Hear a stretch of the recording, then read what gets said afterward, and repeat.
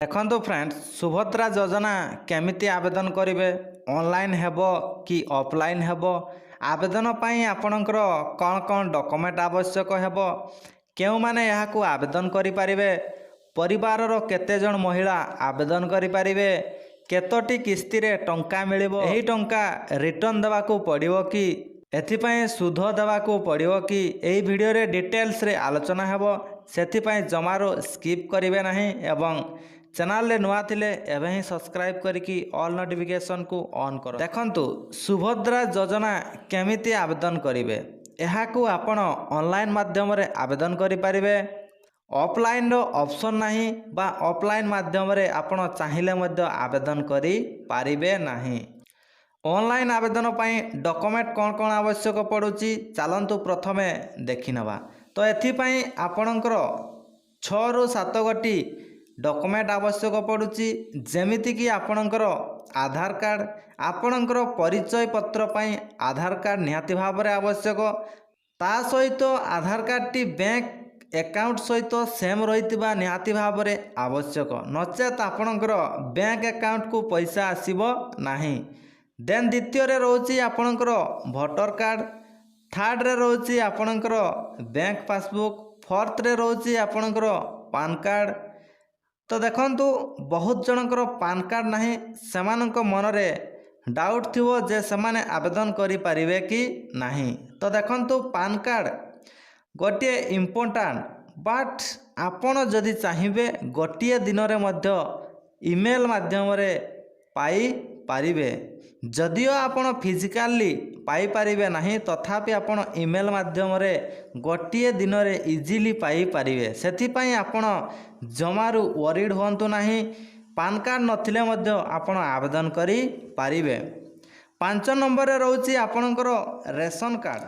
ଯେଉଁମାନଙ୍କର ration card ନାହିଁ ସେମାନେ କେମିତି ଆବେଦନ କରିବେ? ଡେସ୍କ୍ରିପସନରେ ଭିଡ଼ିଓ ଗୁଡ଼ିକର ଲିଙ୍କ ଅଛି, ଆପଣମାନେ ଯାଇକି ଦେଖି ଦିଅନ୍ତୁ। 6 ନମ୍ବରରେ ରହୁଛି ଆପଣଙ୍କର ଇନକମ୍ ସାର୍ଟିଫିକେଟ୍, ଅର୍ଥାତ୍ ଯେଉଁମାନେ ସୁଭଦ୍ରା ଯୋଜନା ଆବେଦନ କରିବେ ତାଙ୍କର ଇନକମ୍ ସାର୍ଟିଫିକେଟ୍ ମଧ୍ୟ ନିହାତି ଭାବରେ ଆବଶ୍ୟକ। ଯେଉଁମାନଙ୍କର ରେସନ କାର୍ଡ଼ ନାହିଁ ସେମାନଙ୍କର ଇନକମ୍ ସାର୍ଟିଫିକେଟ୍ ମଧ୍ୟ ନିହାତି ଭାବରେ ଆବଶ୍ୟକ। ଏବଂ ଲାଷ୍ଟରେ ରହୁଛି 7 ନମ୍ବର, ଯାହାକି ଆପଣଙ୍କର ଗୋଟିଏ ରିସେଣ୍ଟ ପାସପୋର୍ଟ ସାଇଜ୍ ଫଟୋ ଗୋଟିଏ ଆବଶ୍ୟକ।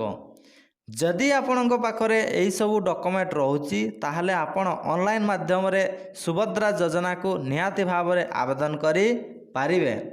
ନେକ୍ସଟ ରହୁଛି ଏହାକୁ କେଉଁମାନେ ଆବେଦନ କରିପାରିବେ? ତ ଦେଖନ୍ତୁ, ଏହାକୁ କେବଳ ଓଡ଼ିଶାର ବିବାହିତ ମହିଳାମାନେ ହିଁ ଆବେଦନ କରିପାରିବେ। ଝିଅ ପିଲାମାନେ ଏହାର ସୁବିଧା ବା ଏହି ଯୋଜନାକୁ ଆବେଦନ କରିପାରିବେ ନାହିଁ। ଏହାକୁ କେବଳ ବିବାହିତ ମହିଳାମାନେ ହିଁ ଆବେଦନ କରିପାରିବେ।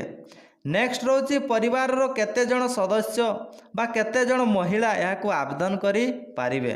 ତ ଦେଖନ୍ତୁ, ପରିବାରର ସମସ୍ତ ବିବାହିତ ମହିଳା ଏହାକୁ ଆବେଦନ କରିପାରିବେ, ଏଥିରେ କିଛି ସନ୍ଦେହ ନାହିଁ। ଆପଣଙ୍କର ପରିବାରରେ ଯେତେ ଜଣ ବିବାହିତ ମହିଳା ଥିବେ ସମସ୍ତେ ଆବେଦନ କରିପାରିବେ। ନେକ୍ସଟ ରହୁଛି ଆପଣଙ୍କର କେତୋଟି କିସ୍ତିରେ ଟଙ୍କା ମିଳିବ? ତ ଦେଖନ୍ତୁ, 2ଟି କିସ୍ତିରେ ଆପଣଙ୍କର ଟଙ୍କା ମିଳିବ।